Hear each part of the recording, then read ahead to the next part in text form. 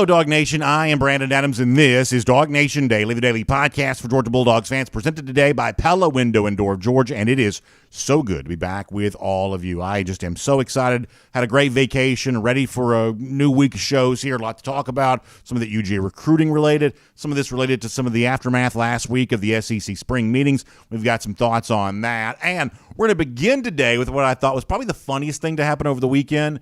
One thing I think that thus far Kirby Smart has been unable to do at Georgia, no matter how many national championships he seems to be able to win, there is this one thing that he still can't seem to do. This is mostly funny to me, so we'll laugh at this here coming up in just a moment. John Stinchcomb here today. Always glad to talk to John. We'll get back to the business of doing golden shoes there as well. Cover as I said before, big recruiting weekend for Georgia this past weekend. Obviously, Jeff's got plenty coming on that there, DawgNation.com there as well. So we are loaded. We'll also give you an update on our ongoing great summer giveaway. We'll do that for you here today there as well. So we got a lot of stuff to do. Really, really big, really, really exciting. Can't wait for all of that. So what do you say we get it ready to get it started here right now? It is DawgNation Daily, the daily podcast for Georgia Bulldogs fans, presented by Pella, Window and Door of Georgia, and it begins right now. Today's episode of DawgNation Daily is brought to you by Pella Window and Door of Georgia, viewed to be the best. Presented by DawgNation.com, this is DawgNation Daily, the daily podcast for Georgia Bulldogs fans. Here's your host, Brandon Adams. Let me first of all say how great it is to be back with all of you here today. I love doing this show. I miss it when I'm gone. Hope you enjoyed last week's sort of series of pre-recorded shows. We had a great time doing that, and so excited to be back to kind of our live, normal format doing this for you here today. Really glad to be able to do that. I just had a really restful, reinvigorating vacation. Just really feel great sitting back in this chair here today. And obviously one of the things you do when the vacation's over with is you kind of try to catch up on what's kind of been going on, some of the stuff you might miss. And as I was kind of scrolling through DawgNation.com a little bit yesterday, some today, kind of just sort of planning the show and kind of putting it together, there was one thing that kind of caused me to laugh out loud. And I think the reason why I think this is so funny is because Georgia has obviously accomplished so much in its last two seasons. It's won 29 of its last 30 games. It is obviously the back-to-back national champions, or as we've said around here, go for two in 22. That is what Georgia has been able to do.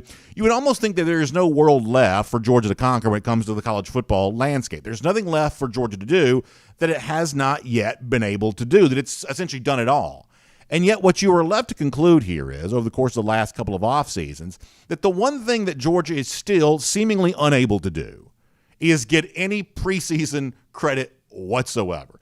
That Georgia has somehow managed to win national championships and made that somewhat look easy, because last year essentially Georgia marched almost unencumbered to a second straight national championship. That Georgia somehow has made winning a national championship at the end of the season look easy, but actually being picked by a lot of the sort of pundits, talking heads, commentariat of college football, actually being picked to do so at the beginning of the season, Georgia has made that look really, really hard. We're now going on 3 straight off seasons where that has definitely been true, despite the fact that Georgia clearly has been a national championship level program. The proof is in the pudding on that, the fact that it's won the last 2.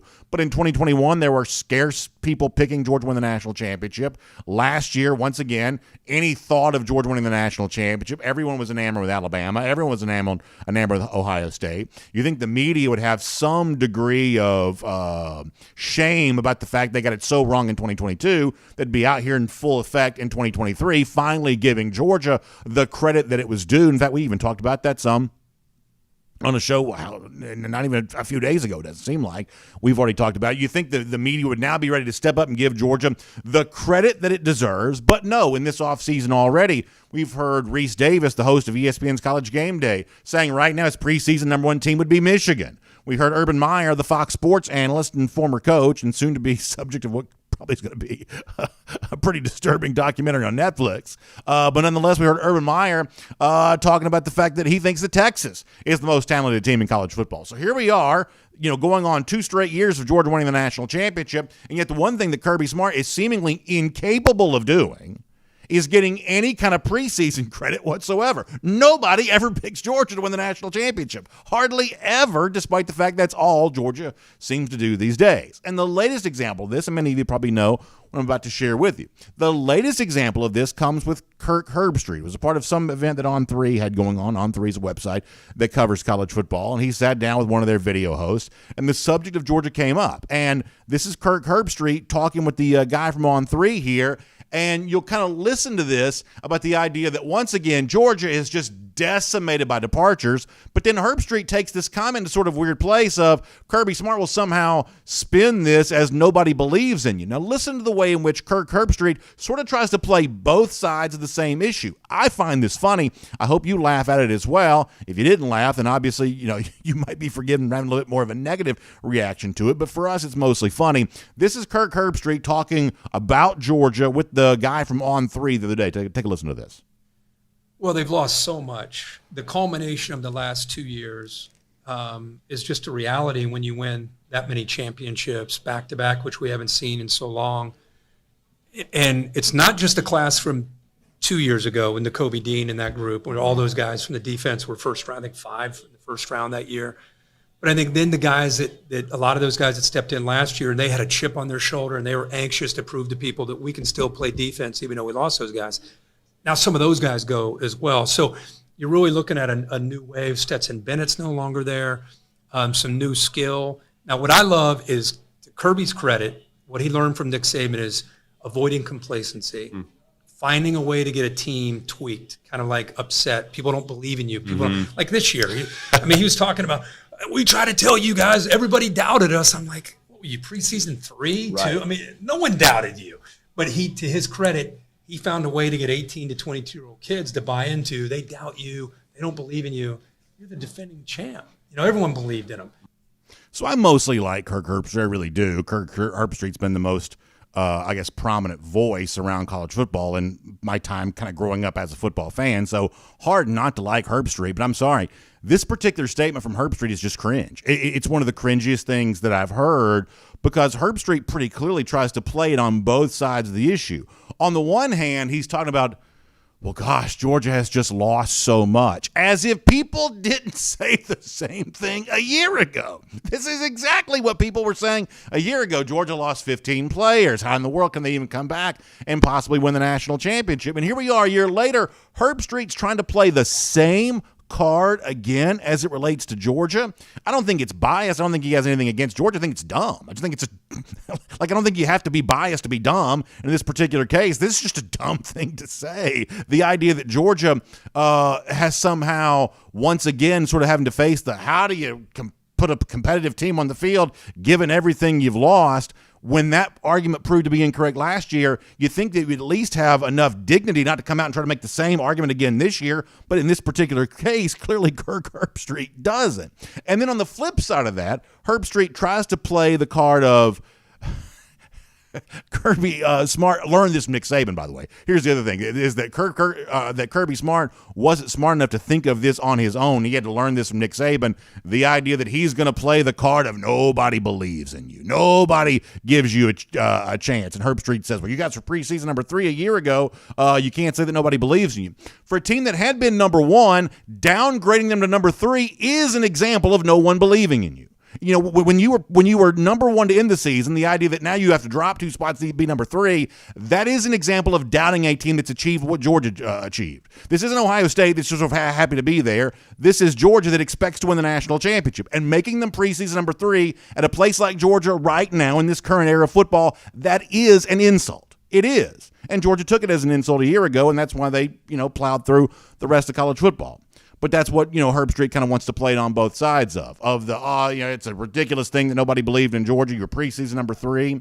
But not picking Georgia to win the national championship when that's what Georgia did, that is a slap in the face. And when they've done it 2 years in a row and you come out and do the same thing again of, oh, well, gosh, nobody believes, Georgia has lost so much. How in the world do they replace all of this? That is also an insult. But Kirk Herbstreit wasn't done. Once again, more of him on this topic from On3. Take a listen. And he'll find another way this year to get his team mad at the world. So give him a lot of credit for coming up with a way to manipulate kind of the back-to-back defending champs. You don't have the guts to go 3 in a row or whatever it's going to be. But he'll have a team, as always, the way they recruit. But will it come together, to make a run to get all the way to the end? The chemistry's got to come together, which they've had for 2 straight years. And also, can Beck be that guy? We know about his talent, but now that it's his turn, they lose a great leader, one of the best we've seen in Stetson Bennett. So I want to see what Carson Beck can do. So now just keep this in mind. Now this is bigger than just Kirk Herbstreit, but just keep this in mind.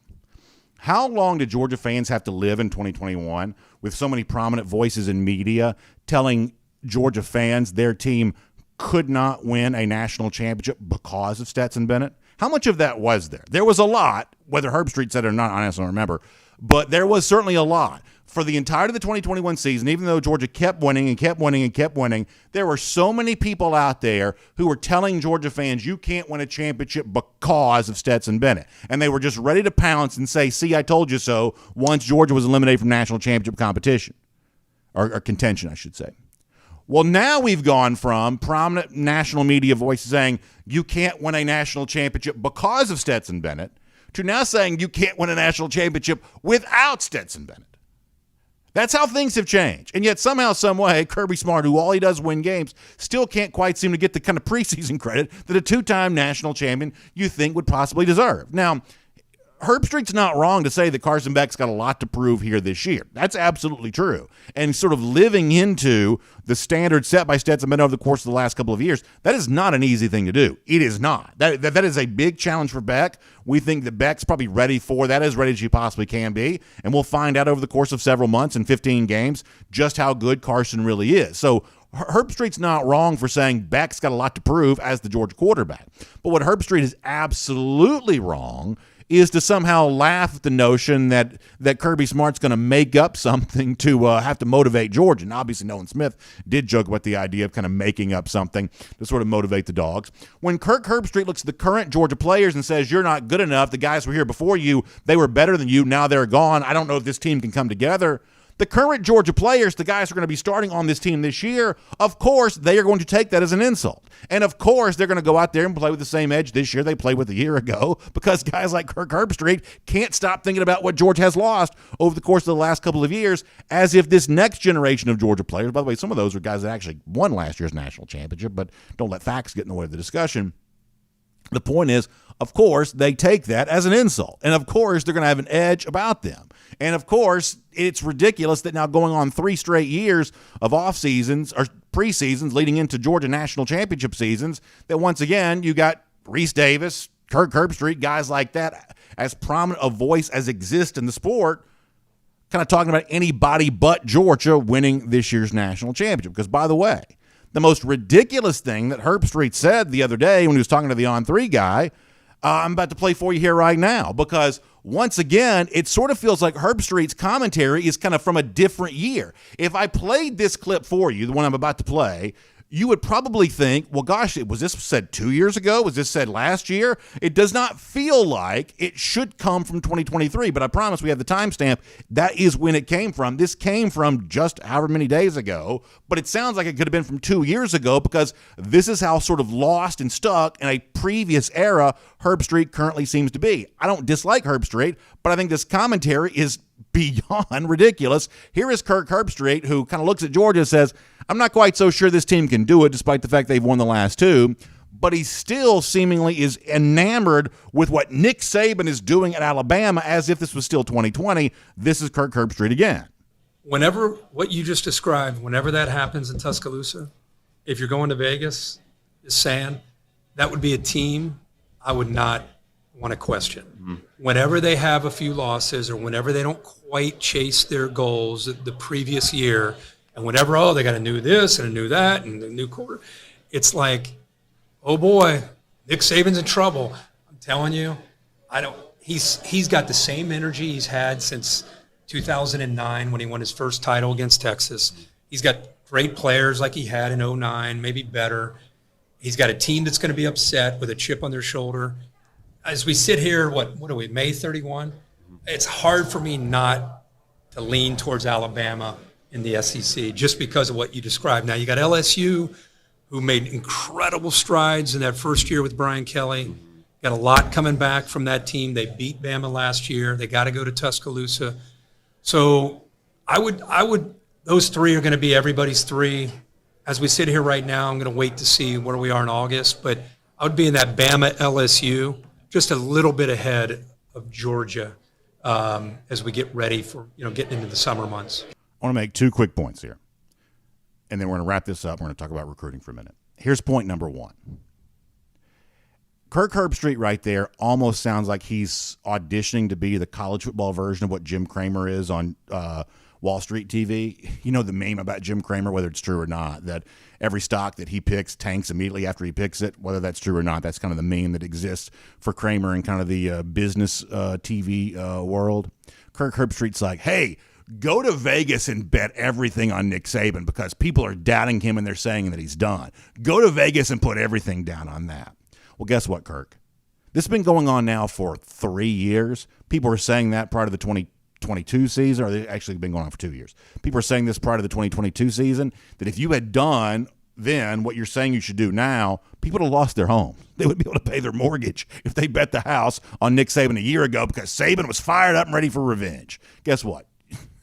Nick Saban's team didn't lift a finger towards winning a national championship a year ago. So if we bet big on the idea that people are doubting Nick Saban, they're saying he's done, Nick Saban's going to have a response. That sounds like what people were saying before the season last year. It proved to be laughably wrong. And the fact that you're trotting out the same argument again this year sort of feels laughably wrong. Alabama's obviously a preseason contender. They obviously have a chance to come back and do something this year. We're not going to count them out necessarily. But we have a lot of questions about the Alabama roster. We have a lot of questions about the talent that Nick Saban has brought into Tuscaloosa right now. And the revenge factor alone is not going to be enough because revenge plus Bryce Young and plus Will Anderson a year ago equal 2 regular season losses, and Herbstreit ought to know better than that. But here's the most important point. You can be one thing or the other. You can laugh at Georgia for saying nobody believes in us, or you can pick Georgia to be the third best team in the SEC. But you can't, over the course of 2 minutes worth of commentary, laugh about the idea that Georgia thinks nobody believes in us while also picking Georgia to be the third best team in the SEC, because that's essentially what Kirk Herbstreit just did there. He put Georgia behind LSU, a team that it beat by what? 20 points last year or whatever, 30 points last year, was it 50 to 20, whatever it was, 50 to 30, not a close game in the SEC championship, but somehow now LSU is better than Georgia. And Alabama, despite the fact that it just lost the best quarterback it's ever had, 2 of the best players in college football, period, now they're also better than Georgia as well. So Kirk Herbstreit laughs at Georgia because Georgia has used the nobody believes in us type motivational tactics, while also now saying that Georgia's the third best team in the SEC. This is the kind of nonsense that Georgia has to put up with, that Georgia fans have to put up with. And I don't mind Georgia fans having a little bit of an attitude about this, a little bit of an edge about them. Last year we kind of saw that, and I think that this year, I think you are well within your rights to feel that way again. And then the Georgia team that kind of spurred on by Nolan Smith also had that little bit of an edge about them last year too. You can use comments like this to help you. You can use stuff that Reese Davis said this offseason to help you, or what anybody said there too. Because for everything that Kirby Smart's been able to do at Georgia, including winning the last 2 national championships, the one thing that Georgia can't seem to do is to convince anybody to pick them in the preseason. Well, guess what? That's probably just the way Kirby likes it. My name's Brandon Adams, and this is DawgNation Daily, the daily podcast for Georgia Bulldogs fans, presented today by Pella Window and Door of Georgia, and we are happy to have you with us, no matter how you get to us today. Live on video, good to be back with you after a great vacation. 10 a.m., Facebook, YouTube, Twitter, Twitch. We start even earlier than that in the morning, 9:45 on DawgNation.com, the DawgNation app for our 1st and 15, of course on the radio at noon, on Athens Sports Radio 960 The Ref, and we are available as a podcast. Wherever you look for those podcasts, Apple, Spotify, everything else, we're just glad to have you as a part of our program here today. Also, really, really excited about a great show coming up, and all of it made possible today by our friends at Pella Window and Door of Georgia. I love what Pella does for our audience because, listen, we got folks who are homeowners, and homeowners want to take the best possible care of their house. They want it to feel good on the inside. They want it to look good on the outside. They want it to be great resale value when it's time to put it on the market when you're ready to make that move somewhere else. And really high quality doors and windows are, I think, a great way to do all of that, to kind of improve the curb appeal, but also kind of improve just the feeling you get when you're inside the home, keeping the stuff that's supposed to be on the inside, and the stuff that's supposed to be on the outside, keeping where that's supposed to be there as well. That's what Pella Window and Door of Georgia can do for you. And survey after survey, year after year, homeowners here in our Atlanta area recognize Pella as the brand leader when it comes to entry doors and windows and things like that. And you can stop by their Experience Center there in Duluth and find out for yourself just how true this is and why it is true. You can do an in-home consultation. You can go by and see them at the Experience Center there in Duluth. You can kind of put your hands on the product. You can feel it. You can really recognize why it's such a difference maker for great doors, great windows. You can take advantage of great savings there as well, because between now and the end of the month, June 30th, you can get 10% off your entire project, or no payments, no interest for 12 months. That's what Pella Window and Door of Georgia wants to offer to you. So if you want to start your experience online, go to PellaofGA.com/DawgNation. That website, once again, PellaofGA.com/DawgNation. Or if you want to give them a call, do so, 678-638-1429. That's 678-638-1429. Have that conversation. Tell them that BA from DawgNation Daily said they would take good care of you, because I know they will, because I understand why. Pella Window and Door of Georgia is viewed to be the best. All right, good to have you here. Coming up in a couple of minutes, it's John Stinchcomb. We'll talk to him about everything going on with UGA. I'll also give you an update on a great contest we currently have going on at DawgNation.com right now that you get a chance to be a part of. That is coming up today there as well. We'll give you that, more information on that coming up in a couple of minutes there too. Prior to that, though, let's go around the Dawghouse. And obviously, one of the big things to happen around Georgia the last couple of days here, massive series of official visits, kind of a historic, headline-grabbing series of official visits taking place at UGA. Jeff Sintel's had plenty for you on this at DawgNation.com, and he'll have a recap coming of the weekend there on the website today there too, so I'm looking forward to reading that. Let me give you just kind of a couple small takeaways on this before we bring on John Stinchcomb. A couple of things I think that are kind of worth your headlines here. I saw, once again, speaking of On 3, they had a nice quote from Justin Scott, the big defensive lineman, who took a visit here this weekend. Let me show you Scott talking about his time there at Georgia. He says, I like the Dogs a lot. They're up there tied with Miami and Notre Dame in that number one spot following the visit. So it sounds like Scott, who is obviously a priority recruit here for Georgia, it sounds like they made good inroads with him there during the official visit time. That really matters. But I think the topic that's probably the most interesting for Georgia fans right now is, with the presence of Dylan Raiola taking his official visit, and obviously a member now of this 2024 class for Georgia, what kind of impact is that going to have with UGA for that elite five-star wide receiver, for those big-time pass-catching targets? Because that is really one of the final frontiers for Georgia as it relates to the kind of the recruiting efforts right now. Can Georgia win with the elite caliber player at the wide receiver position the way that it has with virtually every other position, across the board, over the course of the last however many years since Kirby Smart really kind of got this thing running here at UGA? And obviously the presence of Raiola gives Georgia a real chance to do that. One of those guys this week that took his visit to Georgia was Ryan Wingo. I'm going to show you a photo here. Steve Wiltfong from 24/7 Sports had some photos of Ryan Wingo taking that official visit to Georgia. You see that there. And as we kind of continue to unpack kind of, where Georgia stands with the guys who are here this weekend and what kind of went down with all of this, I think the most interesting questions to ask are going to be the ones related to George and Wingo here, because I think obviously the number one wish list that Georgia fans have now that Raiola is in the fold is to have that big-time five-star wide receiver join him. And the sense that I probably get here is, and this has probably kind of always been true, but maybe it's even more true here right now, is that Georgia's best chance to win with a receiver of this caliber is probably Wingo. I think it stands to reason. That an in-state guy like Mike Matthews has sort of always seemed destined to go somewhere else.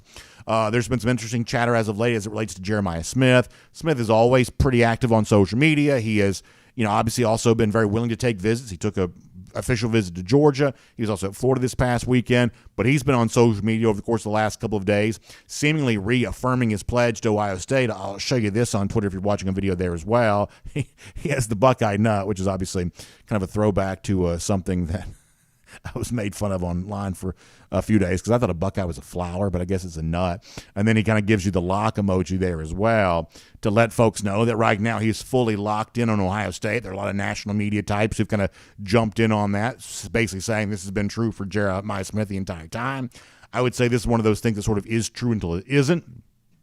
I don't think that Georgia slows down in its recruitment of Smith at all. I don't. I think I would give Georgia some chance to win with Jeremiah Smith, but we've also said for a while that this would be a very tough pull, as tough a pull as has existed for Kirby Smart during his time of winning elite recruiting battles, one right after the other, to wrestle away from Ohio State, a receiver away from Ohio State, the caliber of Jeremiah Smith, just giving how well Ohio State has performed with that position, how well Brian Hartline has done recruiting those type of players.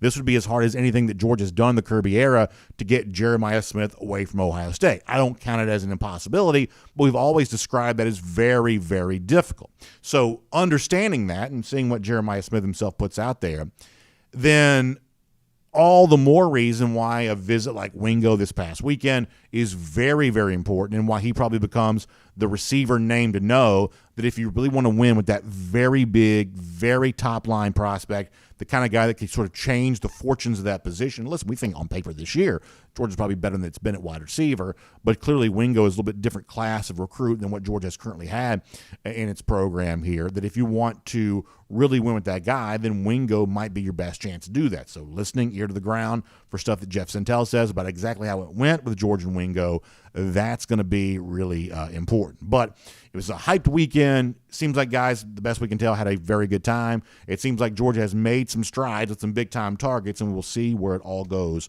from here. We'll make that around the Dawghouse here today on DawgNation Daily, presented by Pella Window and Door of Georgia. Now, before I bring on our buddy John Stinchcomb, have a fun conversation with him, I also want to give you a reminder about a very fun thing that DawgNation has going on here this summer. It is the wonderful Celebrating American Heroes giveaway, courtesy of our friends at Traeger Grills and Kroger. You know, we're giving away an Ironwood XL grill from Traeger and a $500 gift card from Kroger to someone who tells a story about an American hero in your life. Now, when we say American heroes, obviously we could be talking about like George Washington or Abraham Lincoln, but, you know, it's really this time of year we kind of think about those sort of average, everyday American heroes, people who've served our country overseas in the armed forces, or people who are serving their communities every day as a person that's just sort of getting great work done, you know, whether it be your child's teacher or police officer, you know, or fireman that you know, or you know, somebody from your family that you know did something, you know, great. Telling that story at DawgNation.com right now becomes a great way to sort of celebrate that American hero in your own life. And when you go to DawgNation to upload a photo or a short video, then that could make you the winner of our Celebrate American Heroes event here, courtesy of Traeger Grills and Kroger. Because, listen, this is the time of year we not only think about our country just coming off the Memorial Day holiday, but also looking ahead to our nation's birthday on July 4th. We're big into all that here right now, but we're also kind of enjoying the things of summer, which means being out and cooking on the Traeger Grill and enjoying some great food from Kroger on that grill there as well. So all of this is a part of that. So the contest is ongoing right now. You've got between now and June 17th to get your nomination in, and someone who submits one of these nominations is going to be a winner. You're going to be able to walk away not only having told a great story about someone in your life, but also being a terrific winner from our friends at Kroger and Traeger Grill. So go to DawgNation.com. You can find out more details about this. You can upload your photo. You can upload your short video, and maybe that nomination will make you a winner, courtesy of our friends at Traeger Grills and Kroger between now and June 17th. Make sure you get that in today. All right. Before we're done, big news from the SEC last week. They got the SEC kind of taking some heat and some criticism from some national voices. We'll talk about why that's pretty asinine before the show is done today. But prior to that, haven't had a chance to talk to him now in a couple of weeks. Always love the chance to do so. So let's hear from the former UGA All-American right now. It's John Stinchcomb here on DawgNation Daily, presented by Pella Window and Door of Georgia today. From Athens and across the SEC or wherever the recruiting trail may lead, here's a DawgNation.com insider. Hello, John. Great to be back with you. Happy summer there as well. Thanks for being back on our program again today, and hope your summer has gotten off to a great start. It's fun to have you back on the program again. I'm glad to be talking about the Dogs. Isn't it amazing that we're in the middle of, or in the beginning of June, and there's still so much to talk about. I mean, there's always seems to be a storyline worthy of discussion, and with the SEC meetings this past weekend, this week is no different. I just want to get your thoughts on some of what came out of that. We'll do that in a moment. But prior to that, one of the things I like about having you on the show is that you are generally speaking more level-headed than I am, and I'm always grateful to have that counterbalance to me from time to time.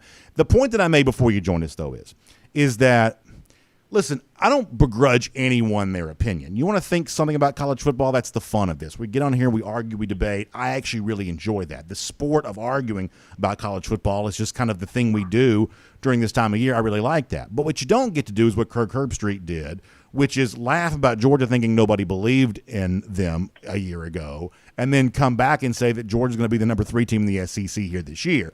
You don't get to have both of those opinions at the same time. And to me, I do think it's kind of odd that now going on 3 straight off seasons that have kind of wrapped around 2 national championship years for Georgia, the idea of someone picking Georgia at the beginning of the season, the preseason, that's pretty scarce, despite the fact that Georgia has won the last 2 national championships on the field. It just seems weird to me how hard it seems from a Georgia standpoint to get any kind of preseason credit whatsoever. Do you see this the same way that I do?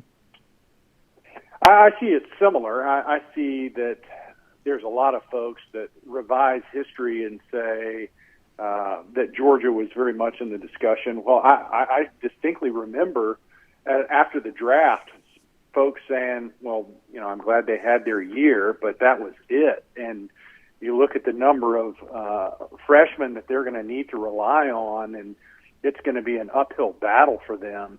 And it was pretty quick that Georgia was able to answer those naysayers. And you look at as they go into this season, and as much discussion surrounding Georgia's schedule and the fact that their first real challenge is not going to come until Tennessee later in the year, but yet it's the same folks that are saying they could very easily finish 3rd in the SEC. It's hard for me to reconcile those things, absolutely. Yeah, because, I think it's important to point out here, despite, kind of a knockdown dragon against Ohio State, the fact of the matter is Georgia's march to the national championship last year was relatively easy. It had a big non-conference game against Oregon. It won at 49-3. It was never really challenged in the regular season at all, other than a kind of a surprising game against Missouri. But nonetheless, it still won that game. Marched through the SEC championship against LSU. Won the national championship game 65-7. That, there haven't been very many national championship seasons that were as easy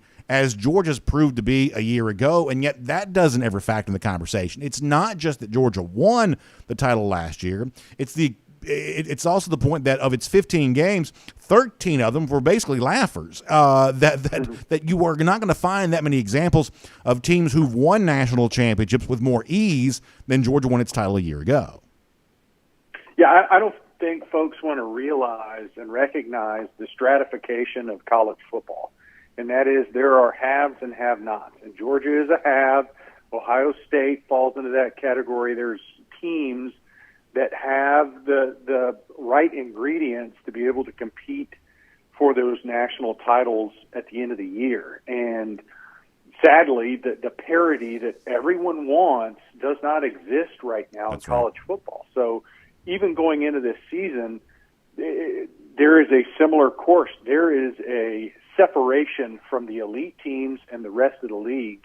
And, this time of year, folks want to say that everybody has a chance. Everybody does not have a chance. There is a number of teams that before they even go into training camp, they don't have the Jimmies and Joes to compete with the elite. And that's just the state of college football right now. So Georgia should be, and once again will be, in that discussion, and there's only a handful of teams that had that legitimate capability, even though we haven't even played a single game.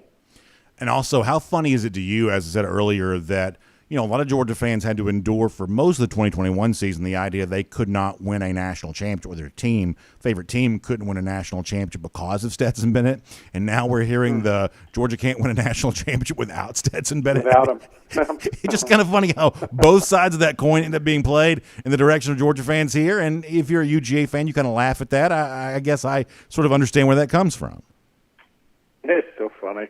I mean, I was getting text in the middle of the first national championship game that he led us to victory in, and it was right before half, and folks were ready to pull him. So, to think that perspective is certainly 2020 in hindsight, but nobody consistently was in his corner for the 2-year stretch that he was at the helm for Georgia. So to think that Georgia can't do it without him, I think is almost comical. But he certainly belongs in that discussion of the Mount Rushmore of Georgia, because back-to-back national titles and what he was able to do and lead Georgia to is unprecedented, certainly at our university, but something that should be commended and recognized. So there is a both and when talking about Stetson, that he was both, the dark horse, and at times was not embraced, and at the end of the day was able to do something that no other quarterback at the University of Georgia has ever been able to do. You and I don't talk about recruiting typically very much, but Georgia is coming off a big-time recruiting weekend. Obviously, there's a lot of energy and excitement around the 2024 class for Georgia, in large part because of the fact that 5-star quarterback Dylan Raiola is a part of it. And one of the big questions a lot of Georgia fans are asking is, okay, well, what about the big receiver, maybe a collection of big receivers that also come to Georgia because of Raiola? And one of those guys, Ryan Wingo, took a visit here this weekend. But, John, my question is, and I'm almost asking this because, you're not necessarily a recruiting reporter, someone who lives in this world 365 days a year.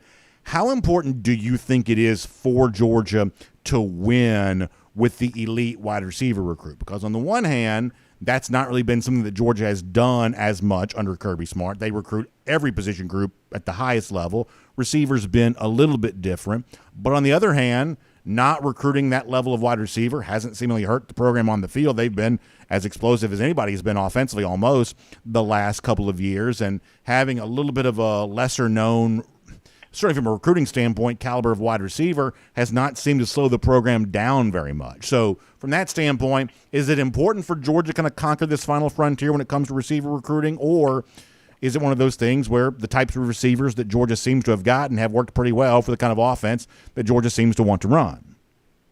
Yeah, I would say it's the latter rather than the former. It certainly isn't a necessity for Georgia to be able to bring in those elite recruits at that position. Now, with that said, it certainly doesn't hurt. It's always great to have a roster full of players that can go out there and make plays. And I would argue this, that right now you look at Georgia's receiving corps, and on paper, it looks pretty deep. And there's a lot to be excited about there. And I don't think any of those guys came in as that elite wide receiver. But yet, as a position group, it's one of the strengths heading into the season that, because of the transfer portal, because of the development, because of guys like Ladd McConkey who came in with no stars, they've proven and look to be one of the cornerstones for this offense. And yet it's in spite of the fact that we have missed out on some of the elite receivers. So Georgia has proven that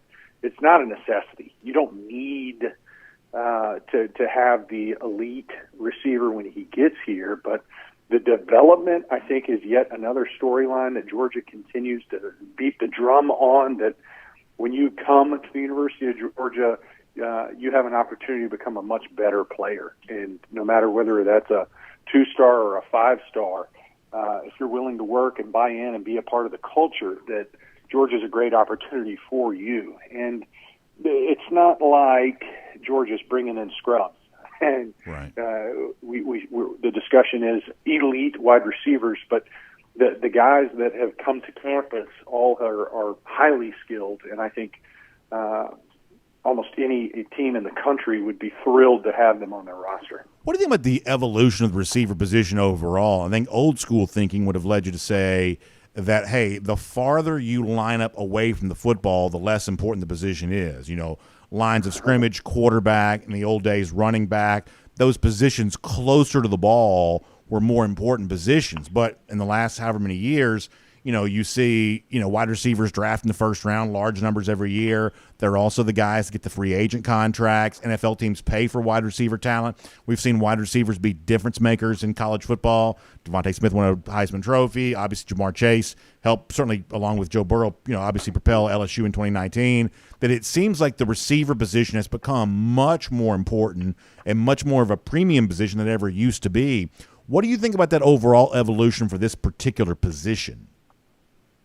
Yeah, it's fun to watch, and I think that's because the game has become much more fun to watch. You've spread the field. It used to be, 3 yards in a cloud of dust plus some, and now even Tennessee, you look at their offense last year and how they started to challenge some of the conventional alignments and just distances from the sideline and relation to the end of the line of scrimmage. And what you're seeing is your offense is trying to stress the defense. They're trying to put them in compromised positions so that their playmakers, these athletes on the edges, have better opportunities. And as the position group and the skills continue to develop, it's fun.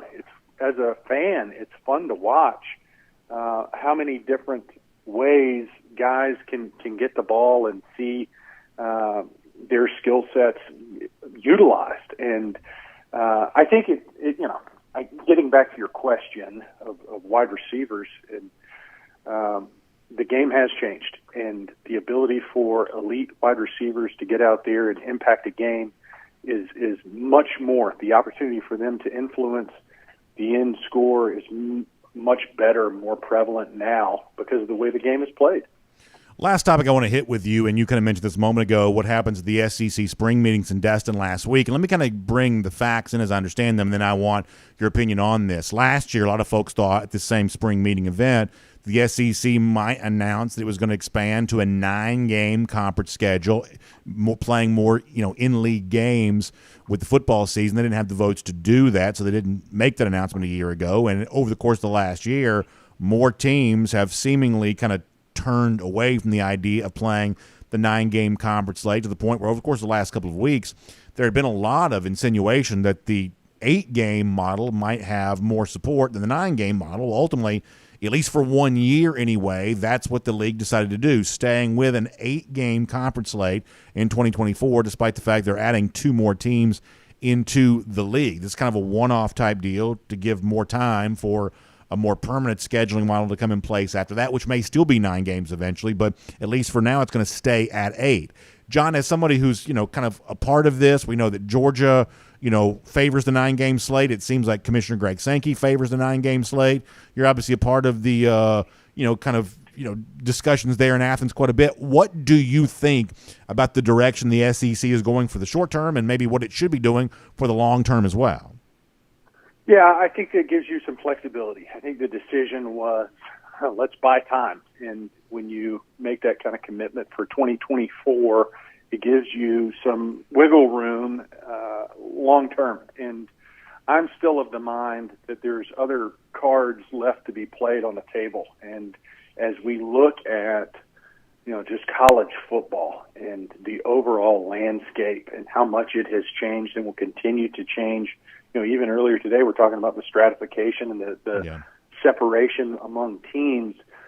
I think very realistically, there's going to be more change to come, specifically with college football, outside of just overall collegiate athletics, because of the separation of talent. And we saw a jump and a separation when the Power 5 conferences were kind of identified.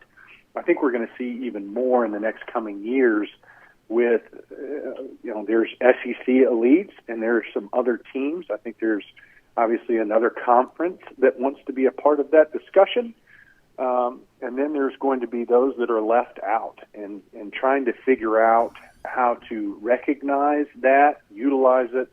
It's going to be a far cry from what we've known in all the previous years that this game has been played. You see the devaluation of bowl games and the emphasis or the opportunity that college football playoffs has had an impact on what college football looks like, and now the expansion of that model. And now I think you're probably going to see a difference from what we've known and how conferences are aligned in their interactions among one another. And I know that's a broader statement on a very specific question of 8 or 9 in-conference games, but I think because of this decision, it's an indicator that we want flexibility long-term just to kind of see how this landscape continues to shift and be in a position where we can flex and adjust as needed. Yeah, quick follow-up on that. In my opinion on this is kind of simple, which is you kind of alluded to the Big Ten a moment ago, and you can kind of compare the SEC and the Big Ten, the two kind of big leagues that currently exist in the sport. You can say the SEC has better players. It does. You can say the SEC typically has the better teams. At the top, it typically does. But what the Big Ten has is larger alumni bases, and for now, a much more lucrative media rights deal than the SEC currently has. And so from that standpoint, while I think it'd be a long-term travesty if the SEC doesn't play a 9-game conference slate, I think this league would be dumb to give away for free. In other words, ESPN's not currently obligated to pay more money for the additional conference games, but until ESPN shows some willingness to want to pony up additional dollars, I think the SEC would be foolish to give away inventory for free, which is what they'd be doing if they agreed to a 9-game conference slate without some sort of additional compensation on the part of ESPN. Yeah, my money's always the driver, right? I mean, any discussion you have, at the end of the day, it comes back to money. And nobody's giving anything away for free. An extra SEC game? Are you kidding me? That's just not going to happen. And I think that comes with the flexibility of we'll stick with an 8-game slate for one more year, and it gives you another chance to go back at a pretty juicy apple when you're negotiating some of these TV contracts. John, it's always great to talk to you. I appreciate your thoughts here on the program today. We'll look forward to doing this again very soon, and we hope you continue to enjoy a great summer there as well. Thanks for being here on DawgNation Daily, presented by Pella Window in Door, Georgia. Always enjoy it, BA. Go Dogs. Yes, sir. Let's take a look around the rest of the league. This is SEC Through. Yeah, a lot more to say on that topic here coming up in a moment as a part of Cruise Around the SEC, courtesy of Royal Caribbean. Prior to that, though, let's mention our friends at Royal Caribbean and mention something that I know many of you are looking forward to, your own Royal Caribbean cruise vacation here this summer. Really no better time to do that. Be on the Caribbean, enjoying all the great things that are going on there on one of those great Royal Caribbean cruise ships, whether it's the 3 or the 4-night stay, where you're going to the Bahamas maybe, and you're going to Perfect Day Coco Cay almost certainly, and you kind of enjoy either the weekend or the short, kind of less than a week type getaway. You can kind of be in and out and back to your life. Many of you say, nah, BA, I want the full experience, one of those 7-night Oasis-class ships. Listen, there's all kinds of great itineraries to choose from. It is just a great time to be on board a Royal Caribbean cruise ship. We also believe that a great travel agent makes that experience even better for you. So we invite you to give Jessica Slater a call, 770-718-9147, 770-718-9147. She can help you get a great Royal Caribbean cruise vacation ready to go this summer. Many of you know I've got a weekend cruise coming up here in a little bit. Looking forward to taking my mom on that. One of those great experiences where kind of get the whole family together. My mom, my brother and his family, me, my wife, our kids, all on board together at the same time, having a wonderful time together. We're really, really excited about that. And I think it's fun to have things to be excited about. So get excited about your own Royal Caribbean cruise vacation. Contact Jessica Slater today. She can get you set up with all of that. All right, so let's dive into this. Last week, the SEC spring meetings, Mike Griffith was there. He had great coverage. You can go to the DawgNation YouTube page. I was looking at some of this over the course of the weekend. Interview with Kirby Smart, interview with Nick Saban, press conference with Shane Beamer, Jimbo Fisher, Lane Kiffin, Sam Pittman, a lot of the big-name SEC coaches. Mike had a chance to be kind of involved in those sort of press conference availability with those guys. You can see some of that. And the big news that came out, as we were kind of talking about a moment ago, the fact that for 2024, the SEC is going to stay at an 8-game conference schedule. It's not going to be divisional play, and it's not going to be one permanent opponent, because over the course of the long term, if you stayed 8 game forever, you'd only be able to play one permanent opponent because you want to kind of rotate and cycle through. So you're playing everybody in the league every 2 years and visiting every stadium every 4 years. So you'd only be able to have the one permanent opponent. For now, they're going to favor traditional rivals. Georgia's still going to play Auburn. They're going to still do some things like that. The assumption, I think, is the Texas will also play Texas A&M next year. So you have some of that in place with the 8-game conference slate. They're going to kind of give a nod towards traditional rivals, and they're also going to buy themselves another year to make a more long-term decision. Now, let me be very clear at face value. If a year from now the SEC has not made a decision to expand to a 9-game conference slate, I think a lot will have been lost from that. I really do. I used the word travesty a moment ago. I think it's just a bad trade-off. In other words, if you trade what has made the SEC great, things like Georgia-Auburn, the third Saturday in October, and whatever other sort of secondary rival you want to consider here, that if you were to swap that for something that's new, bringing in Texas and Oklahoma, ultimately I'm not quite so sure that trade-off benefits fans. It may make the league some more money, but the average fan doesn't see any of that money. So what's the use to him that the league is more lucrative because of adding Texas and Oklahoma? The league will essentially have gotten worse if you are subtracting some of these traditional historic rivalries just so you can bring in Texas and Oklahoma to the league. Because I got to tell you, we were doing shows back when Texas and Oklahoma came to the league. There weren't a lot of rank and file average SEC fans, including Georgia fans, who were all that excited about it. So you'd be making the league lesser just so you can add Texas and Oklahoma into the league. The long-term trade-off here, I think, would be a net negative if you don't go to the 9-game conference slate. So I think what the SEC is probably doing here is they're trying to lay the groundwork to let ESPN know that if you want the better inventory, if you want the additional games, you're going to have to pay for it. And I don't fault the SEC for doing that, not whatsoever. In fact, I think they'd be foolish not to. Here are the facts as we understand them. There is very little pretense right now that college athletics is in any way anything other than a business. It is obviously a business. The players are more business-minded than they've ever been before, thanks to NIL. The programs are more business-minded than they've ever been before, thanks to the kind of the cutthroat nature of conference expansion and teams moving about and all of that, that no one's playing any kind of games anymore. Everyone's being very, very honest and forthright. This is a business, and everybody's going to do what is in their own best business interest. As recently as a couple of years ago, that wasn't necessarily the case. For instance, when Georgia, and a lot of this was led by Kirby Smart directly, this wasn't led by the athletic director, this was led by Kirby Smart directly, when Georgia was adding more of these non-conference games. They were supposed to play at Oklahoma this year, for instance, going in home with Texas prior to coming to the SEC, or Ohio State, which is scheduled for a few years out, Florida State. Most of that, I believe, was not really made with business intentions in mind. Most of that was made from the standpoint of it would be good competitively to play better games. Our fans would like it. The recruits that come to a program like this want to play in big games, Smart has said. I don't think there was a very bottom line, strictly business approach to Georgia adding a lot of the non-conference series that it has added in future years, that business was not the number one consideration. But no one in college football moving forward will ever make a decision that's not primarily business-focused anymore. They just won't do it.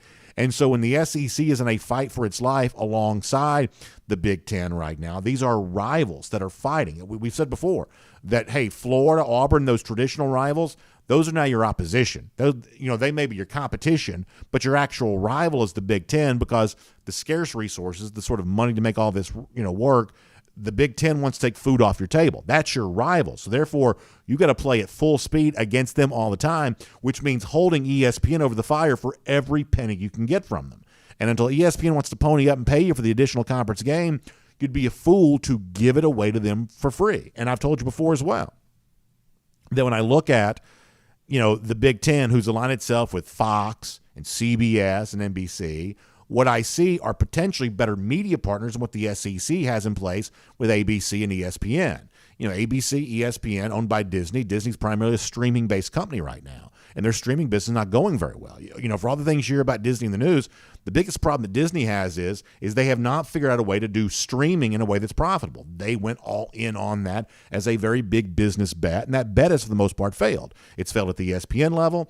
It certainly failed at the Disney overall level, to say nothing of the fact that the ESPN business model has now been hurt incredibly bad by a lot of the other changes and some of those changes that ESPN has sort of voluntarily made, that it's not obvious that the SEC has a great media partner in ESPN compared to what the Big Ten has with the three more traditional networks, Fox, CBS, and NBC, that it's in business with moving forward. And that's going to be a challenge the SEC has to face. And getting ESPN to give it more money for the additional conference revenue is one of those things that Greg Sankey's going to probably have to get into a boardroom, roll up his sleeves, and do some hard-nosed negotiations to make that happen. But until ESPN does that, then I don't think the SEC, not only is it not obligated to make any kind of move, I think it'd be foolish to make any kind of move unless ESPN's willing to pay for it. I believe the ball is in ESPN's court here to do the right thing by the SEC, who has the potential of playing, to use bad grammar, more better games that ESPN and its family of networks would benefit from. And then, of course, the last point on all of this is, people look at some of the national media types who wrote their columns last week, and they're just banging away on those typewriters, I'm going to tell you how I feel. And, I guess the overwhelming kind of consensus, because all these columns are always exactly the same, the overwhelming consensus here is, the SEC, big bad SEC, proved themselves to be afraid to go out and play better games. They had a chance to really flex, and they chose not to. Y'all, I've told you before, this kind of PR stuff doesn't matter at all. It just doesn't. It just doesn't. And I thought that John Stinchcomb said something really, really important a moment ago, is that there is a topic right now in college athletics that people don't want to talk about. The issue here is not the SEC being inferior because it's playing fewer conference games than some of the other Power 5 conferences that are out there. The issue is how far superior the brand of football the SEC plays is in comparison to anybody else. That's just a fact. Like, when you see even like ESPN talking heads like Kirk Herbstreit and Reese Davis kind of hyping up the Big Ten, there's obviously, whether they understand that or not, there's a financial incentive for talking big about the Big Ten because the Big Ten is big business. Michigan football is very big business. That's the reason why, the TV partners are willing to pay the Big Ten League so much money to televise its games, because there are a lot of Big Ten fans. They just are. They have very big alumni bases, bigger than you realize in some cases. In some cases, they're more populous states than you kind of realize, especially in comparison to the SEC footprint overall. Talking about Big Ten football can be big business. So every year we sort of pretend this Big Ten league plays at the same level the SEC does. And every single year when you look at week one, non-conference matchups, last year Georgia beat Oregon 49-3. Oregon was one of the best teams in the Pac-12. Last year Utah came to Florida. Florida was average as grits. Florida beat Utah to begin last season.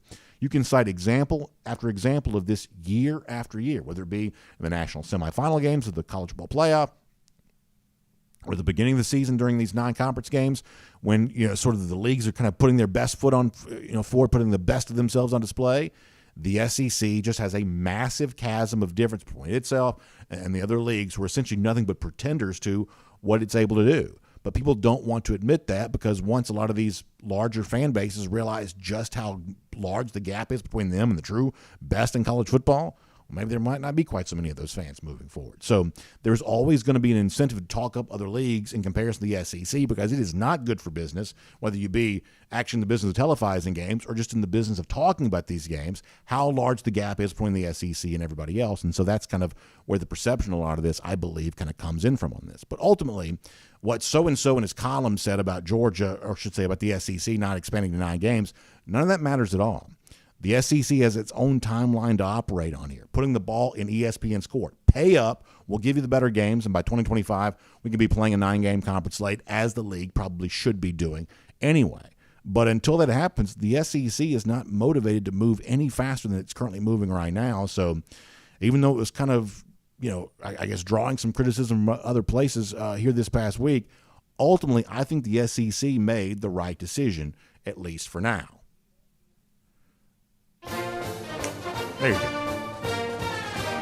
So fun to be back doing the show again here with you. Glad to be back from vacation. We got plenty to talk about here this week. Kirby Smart has been very interesting things last week when he was at SEC spring meetings last week. So we'll break down a lot of that here and continue to follow the twists and turns on the way to the upcoming season. So looking forward to all of that. Golden shoe here, there as well. One of the things that always fills me with great pride, those of you that support our sponsors, you just make it possible for us to do this show each and every day, which we really love. Our buddy Wisco Dog, checking in from Wisconsin, says, I finally found it here in Wisconsin, some Finnish long drink. He's got the 8-can variety pack, enjoying himself some delicious Finnish long drink. We've told you before, we love the Finnish long drink during the summer, so even up there in Wisconsin, having a good time enjoying all that. Wisco Dog will give you a golden shoe for today. And speaking of the lousy, stinking Gators, we mentioned them a moment ago, how about our Gator Hater Countdown? 145 days from right now, Georgia beats up on Florida again. No matter how many SEC games the league plays in the future, Georgia's probably going to always be beating Florida, and every year moving forward, we think anyway. And that's our Gator Hater Countdown. Y'all have a great day. Thanks for being back with us here today for DawgNation Daily, presented by Pella Window and Door of Georgia. And on video, time now for the R.S. Andrews Cool Down. R.S. Andrews, the one you turn to for your air conditioning, heating, plumbing, electric needs. Good to be back with you here. Good to be talking live. A lot has happened since we last spoke, so I'm happy to talk to you about it all. I am going to go to YouTube first today, and we'll take some comments, and we'll just see what's on your mind and kind of everything you have to say. We'll do that here today. All right, let's see what else. G. Grace Bama Boy says, y'all need to visit Texas A&M. Georgia has never played at Kyle Field. Georgia should go to LSU also. Yes, so Georgia was last at LSU in 2018. And, yeah, Georgia has not been to Texas A&M yet. And so, G. Grace, here's my point on this.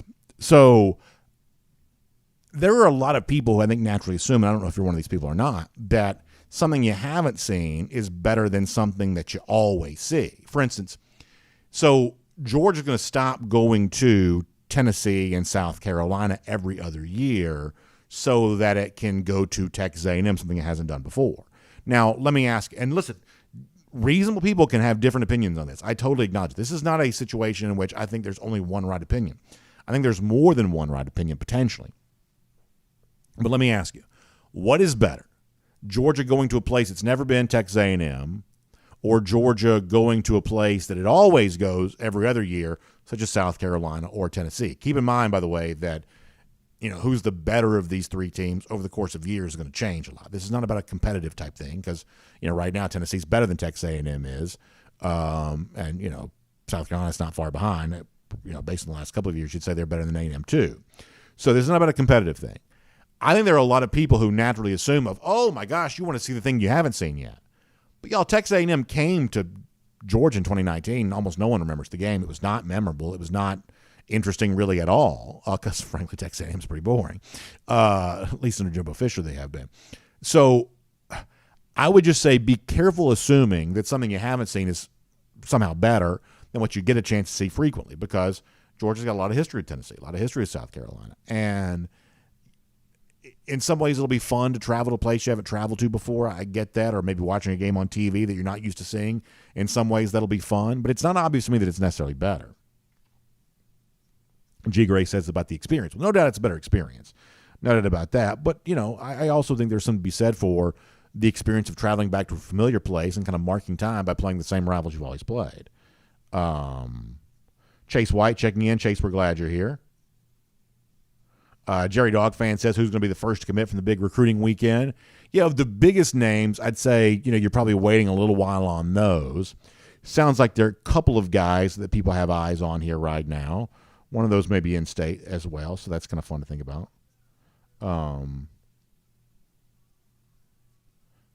Frank Batterson says, don't let the announcement that the scared Shriners voted for 8 games distract you from the fact that we finally have a night game. That's right. That also came out while we were gone. Georgia finally gets to use the lights again. I guess not exactly the biggest opponent for that, but something's better than nothing, I guess. Taylor Russell supporting Branson Robbins for the Heisman Trophy, so there you go on that. The whole Alabama voting for the 8 conference games thing, that's pretty disappointing. Let's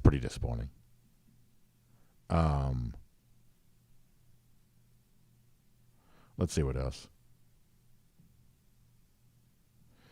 Nature Gator says UF's been at Texas A&M twice, UGA 0. How's that? They're also going back again this year, too.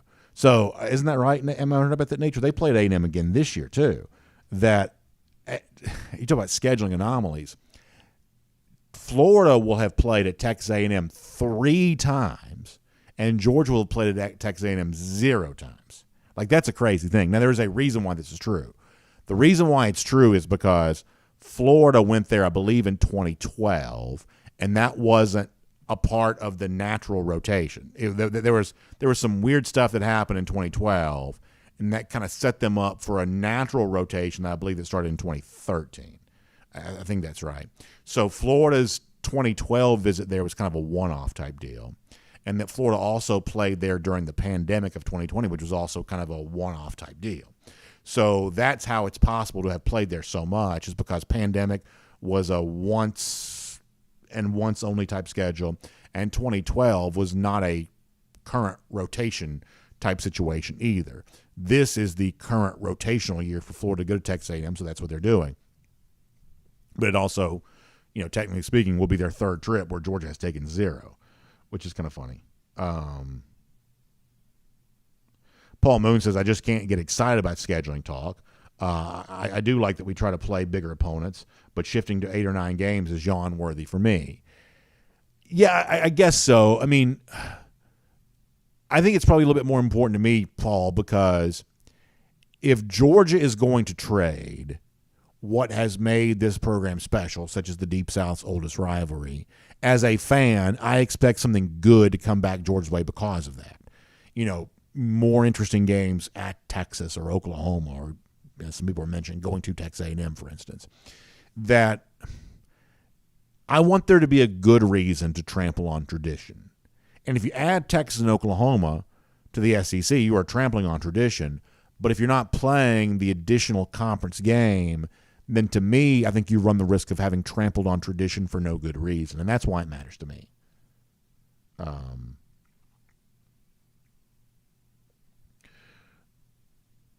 Let's see what else.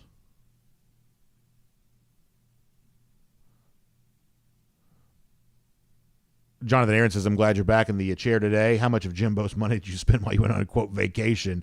Very funny, very funny. We had a nice vacation. No Jimbo Fisher money was being spent, though. Bubby Dean asked an important question. He says, are the current Power 5 home and homes with UCLA, Florida State, NC State, Ohio State, are they on the chopping block? Bubby, I haven't heard anybody say this for sure, but I would think there would be some chance they would have to be. Just given the fact that schedules are going to change, things are going to happen, and I would think that some of these series are in jeopardy of not being played. Also, how would you like kind of an off-the-wall prediction? Here's an off-the-wall prediction I have. Within a couple of years, I don't believe the Big Ten and the SEC will play regular season games against each other. I don't think they will. I think we're going to see happen a couple of things.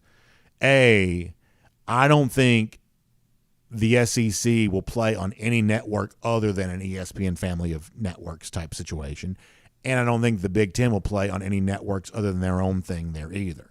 That eventually I think you may see separate silos for TV where the Big Ten doesn't go play on ESPN and the SEC doesn't go play on Fox or something like that. I think you're going to see that kind of separate silo.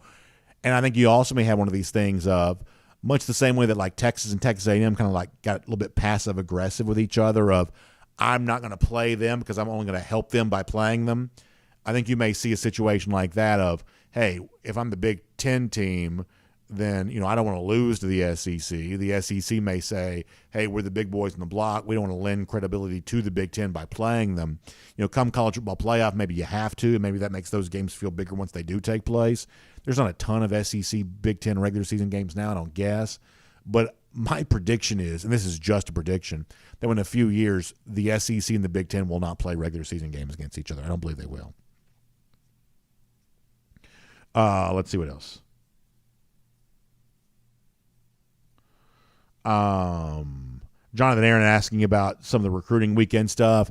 Yeah, I mean, if you're thinking about, like the Justin Scotts, the Ryan Wingos, people like that, any decision for them sounds like it's a little bit ways off. Although I guess, Wingo may be July. Maybe that's not too far away. I think you're obviously looking at, some offensive line type guys, some things like that. Maybe even looking in state here for that next commitment announcement, maybe if it comes out soon. Let's see what else. Chase White says, I feel like that during the Disney contract, the SEC didn't have the conversation about Tennessee and Oklahoma joining. I'm sorry, UT meaning Texas and Oklahoma joining. So, Chase, the way that was hammered out is that the SEC is getting a prorated portion of the contract for adding the two new teams in, because I guess there was language in that. So let's say whatever the per team payout is. Let's say that it's $40 million. I don't even know what the number is, but let's say it was $40 million. $40 million per 14 teams. So by adding Texas and Oklahoma, the SEC, generated a clause in the contract that kind of prorated the contract to also generate more money, so that now Texas and Oklahoma could get their money, and the SEC, the other SEC money wouldn't go down. So basically, more money was kicked into the deal to account for Texas and Oklahoma now being in the SEC. But what the SEC would, I would assume, want now is that more money to account for the fact they would start playing more conference games. That's what we're talking about now, is that there is a larger contract in place because Texas and Oklahoma are in the league. That there is that. That's like a prorated portion of the contract that already existed as a clause in the deal, and obviously ESPN would be happy to pay it because Texas and Oklahoma are big entities. But what there's not is any kind of provision for the network to pay more money for the league playing more league games, if that makes sense. Let's see what else.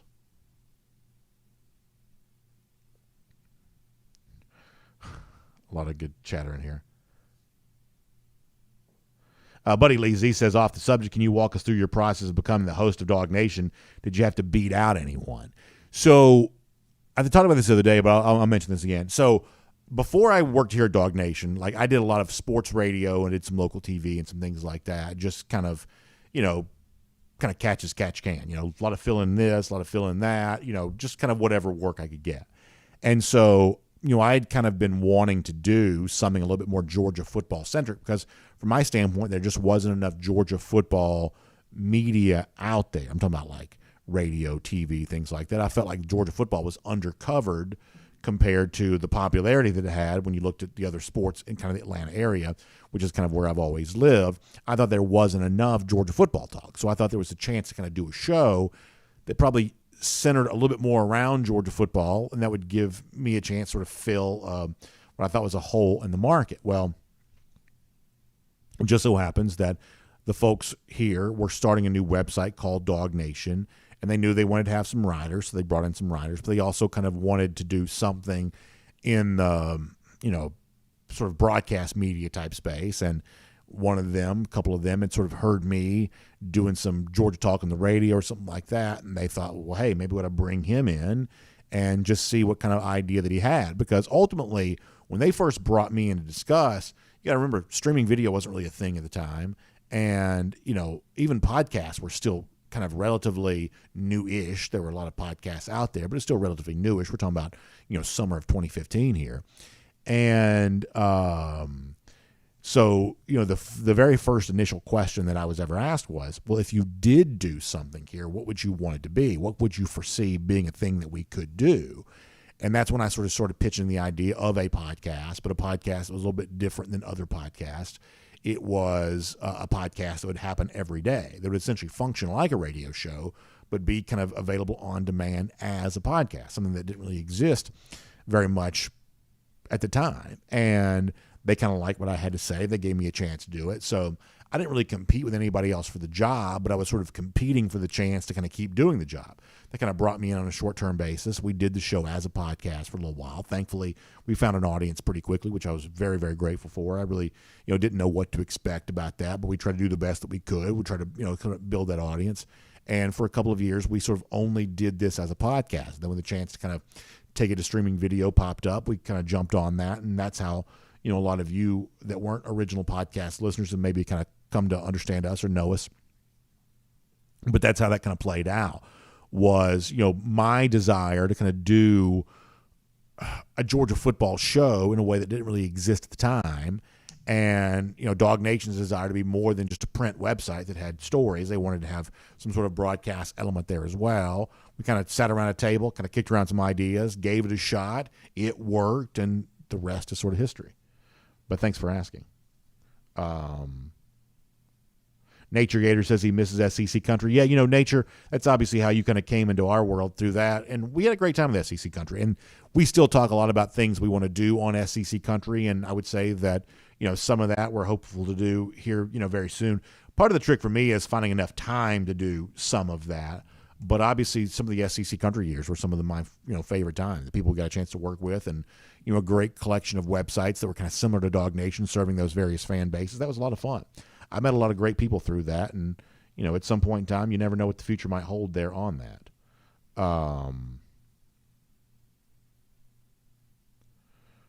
Let's see what else.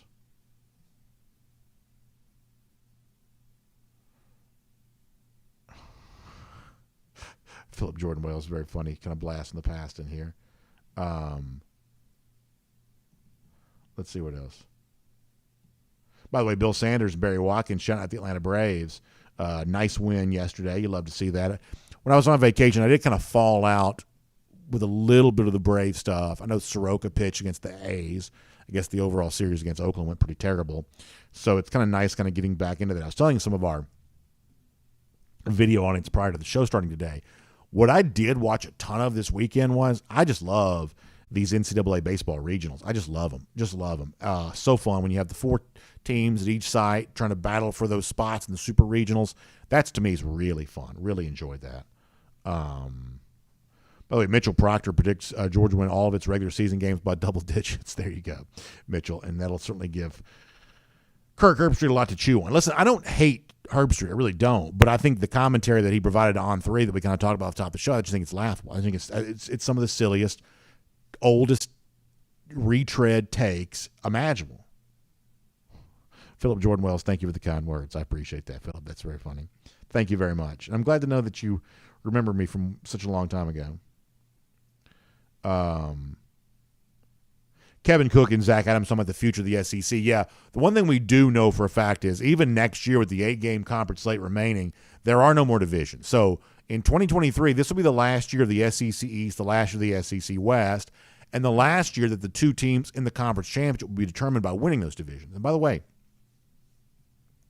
one of the things we're going to hear next week, or I should say this week, in this upcoming week's worth of shows, is some of what Kirby Smart said last week about, what the SEC championship game is going to look like, an expanded playoff world. Kirby's got some concerns about that. I think they're worth considering. We're going to hear some of that this upcoming week. Excuse me. Let's see what else. Mitchell Proctor, appreciate that bold take, by the way.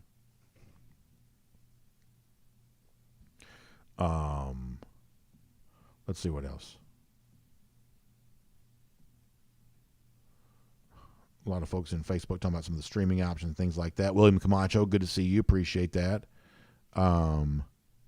Barry Watkins says that Herbstreit needs to wear Buckeye stuff every single Saturday.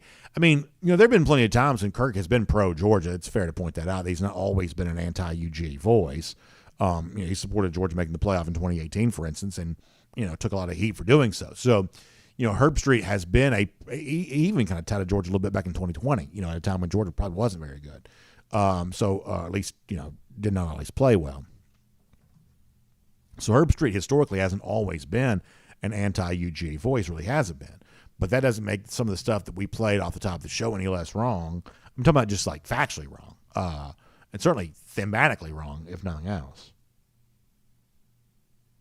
Ryan Walker, did he drop some news in here? Let's see what Ryan had to say. Where did Ryan's original comment go?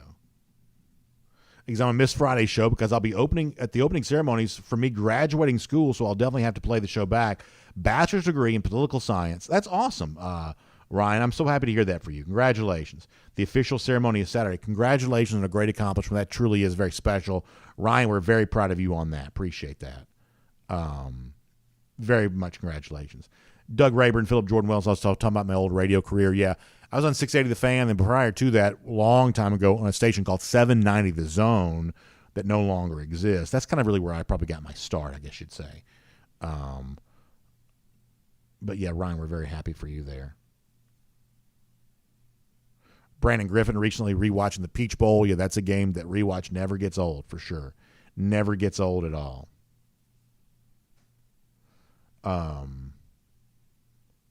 Sandy Price says, Sam Pittman said it best, 9 games would guarantee 8 SEC losses. Yeah, I mean, there's a lot more losses to go around for the league overall when you expand that conference and, you know, expand that schedule, I should say. And obviously for a lot of teams, that's what they're considering. Now, in Missouri's case, they want the 9-game schedule, I believe, because they get a chance to be a little bit more relevant who they'd be playing, the likes of Oklahoma every single year, long-time, you know, Big 8 rivalry going back to the old days. So you'd have some of that for sure. Oh, by the way, this is just coming out. So Garrison Hurst, Richard Seymour on the ballot for the College Football Hall of Fame. Of course, Richard Seymour just going into the Pro Football Hall of Fame. But Hurst, Seymour now on the ballot for the College Football Hall of Fame for 2024, 78 players there on that. Obviously, we certainly wish them well. Of course, Garrison Hurst was a Heisman finalist back in 1992. Prior to Stetson Bennett becoming a Heisman finalist this past year, Hurst had been the previous Georgia player to be a Heisman finalist back in 1992. I really think he should have won the award that year. Gino Toretta won it. It was also Marshall Faulk that was in the mix at San Diego State. I mean, Hurst won the AP Player of the Year. I think he had a strong case to win. He was also won the ESPY that year, too. I think he had a strong case to win the Heisman Trophy. Did not do so.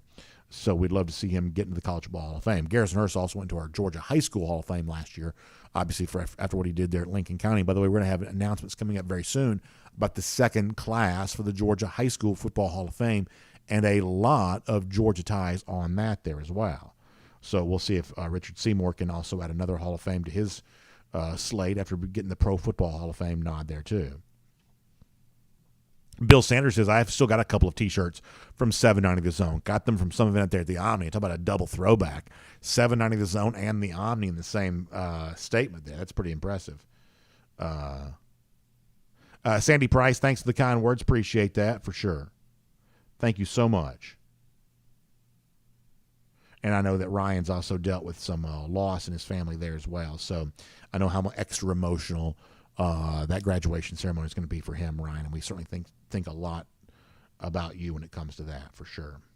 All right, let me go to DawgNation.com and get a couple comments there for a moment on the website. All right, let's get some comments here at DawgNation.com. Let's see what else.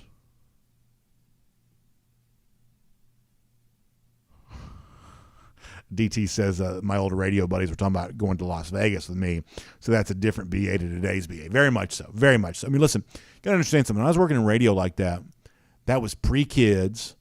I was obviously much younger than I am now, and just at a different place in life. Just absolutely. And so I'd like to think now, hopefully we all are, but I'd like to think that now I'm much more mature, more, I don't know.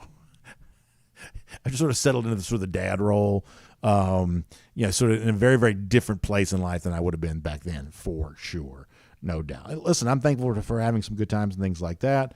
But in a very different place now, which is certainly very much better for my career. Monkster, very funny. I appreciate that. Randy Hall says, Ryan Walker, very talented. Yeah, Ryan's done some great stuff for us here at Dawg Nation, for sure. Dogs on Top says, losing in Jacksonville that year cost Garrison Hurst. Yeah, and also the heartbreaking game from that season was the Tennessee game to begin the year. I think Georgia may have had, 9 turnovers, something like that. Lost the game against Tennessee. Still pretty close against Heath Shuler, who turned out to be a U.S. congressman for a short period of time. So that was the heartbreaker, too, that Tennessee loss that year. But obviously the Florida loss was a bad one there as well. For a very good Ragoff team there in 92. Very, very good team, but ultimately lost those 2 games. Let's see what else. Randy Hall says BA's motto is what happens in Vegas stays with DawgNation. Yeah. Like there was a period of time back then that I did go to Vegas a few times, and you're kind of in that stage of life where that's just sort of what you do. And also a time in which some of those guys were getting ready to go to Vegas and they wanted me to go, and I sort of at that point in time I was kind of transitioning out of some of that kind of stuff and into a little bit different phase. So yeah, that's for sure.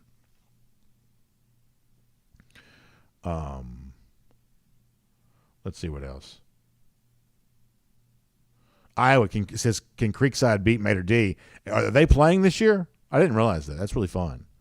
Listen, I'd give Creekside a chance to beat anybody. And by the way, they will play anybody there as well. They played a crazy schedule last year too. They will play anybody, for sure. Let's see what else. Let me take one more trip around the comment section. I'll go back to YouTube and we'll come back by every comment section. We'll get ready to get out here.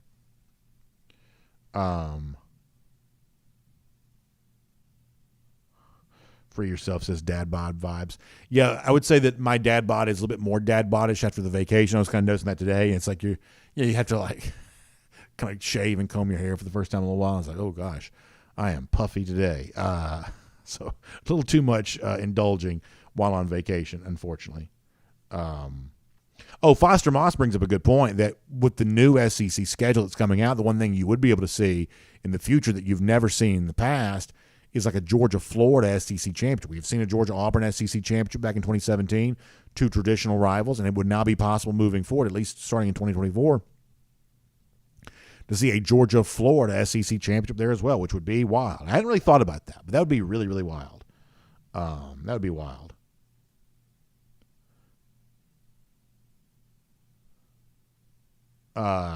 K-Shad asking about the return of Dan Jackson. So I think the thing with Dan is just, how healthy he's going to be. And obviously, if he is healthy, that's a guy that provides you some depth and some experience there in the secondary. So he's clearly a part of that discussion. Georgia's also incredibly deep in the secondary here right now. I mean, I think, the problem for Jackson is if you're thinking about him as a starting safety, well, you've already got Javon Bullard, who seems to have moved there, and Malachi Starks, who's, I think, you're ready to take a major step forward as a player. So, last year, had Jackson been healthy, I think he would have been a guy that probably saw the field in kind of a dime back situation. Georgia wants to play 6 defensive backs on the field at one time. Jackson would have been in kind of a role to be able to do that. That might be, once again, kind of that best opportunity for playing time for him, because I think right now when you look at the safety spot, Georgia may have the best tandem of anybody. I mean, is there a better tandem right now than Starks and Bullard? We do think that Bullard will be a starting safety and not a nickelback, not the star position player who's going to be, a safety. And so from that standpoint, maybe the best tandem anybody's got anywhere.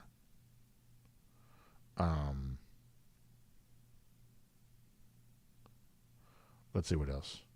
Crow King and some other somewhat Carson Beck. Yeah, there's no denying for me that Beck's got a lot to prove. There's a lot to live up to be as good as Georgia needs you to be when the only goal is winning a national championship. You need a big performance from your quarterback to be able to do that.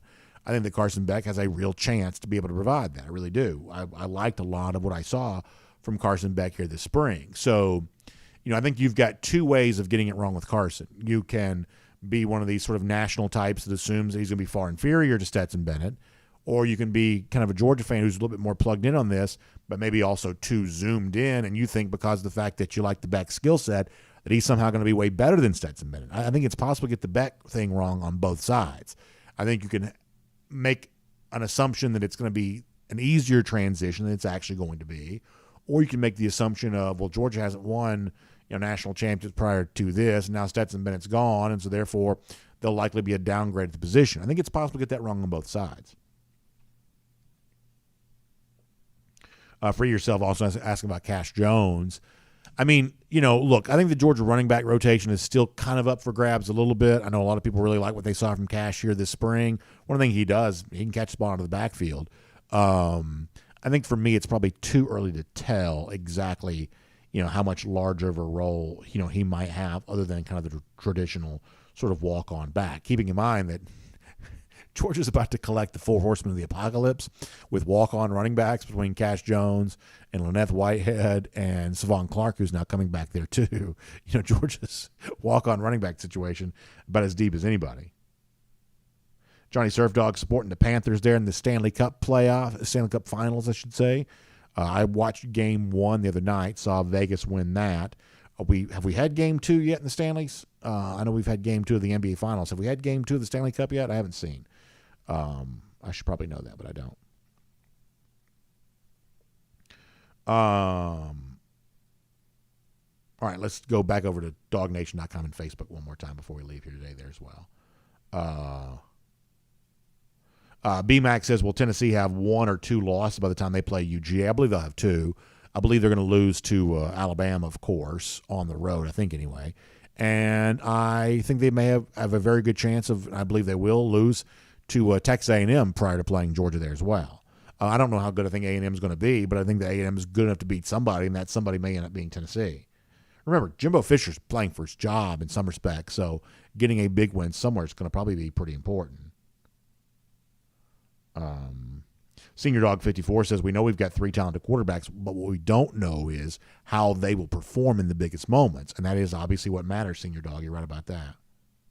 Randy Hall says, please mention UGA's NCAA singles champion. So I've told y'all before, I can only be what I am, and I don't know a ton about tennis. I just don't. So I'm always happy for all of Georgia's athletic achievements, and that's awesome. Tennis is not really a sport I follow very much. I know they fill the McGill and some of those events there in Athens have been really fun before. And I guess I did hear they did have a champion, but I'm not going to pretend to be a tennis expert because I am not. But I certainly do extend congratulations there. BMAC also reminding us that Tennessee has to go to Florida this year. And if you look at some of the point spread stuff that's out there, to the extent that you care about some of those early projections, that game is expected to be pretty close. You care about the analytics stuff like ESPN FPI or some of the points spread stuff that's out there. It is not thought to be a walk in the park for Tennessee at Florida early in the season. So at least keep that in mind. That is certainly a very fair point, BMAC. A very fair point.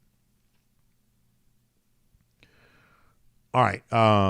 Barry Watkins says the Dogs have a great hockey team that no one ever talks about. So years ago, I'm going to date myself with this. After a Thrashers game, now hockey is only a club sport at Georgia, of course, but years ago after a Thrashers game, Georgia played Georgia Tech, the two club teams played each other. It was really fun, really fun. A few fans stuck around. There was some kind of intensity and some arguing back and forth between people who knew very little about hockey but just sort of enjoyed the Georgia Tech rivalry. So I've actually seen a Georgia hockey game before. Let's see what else.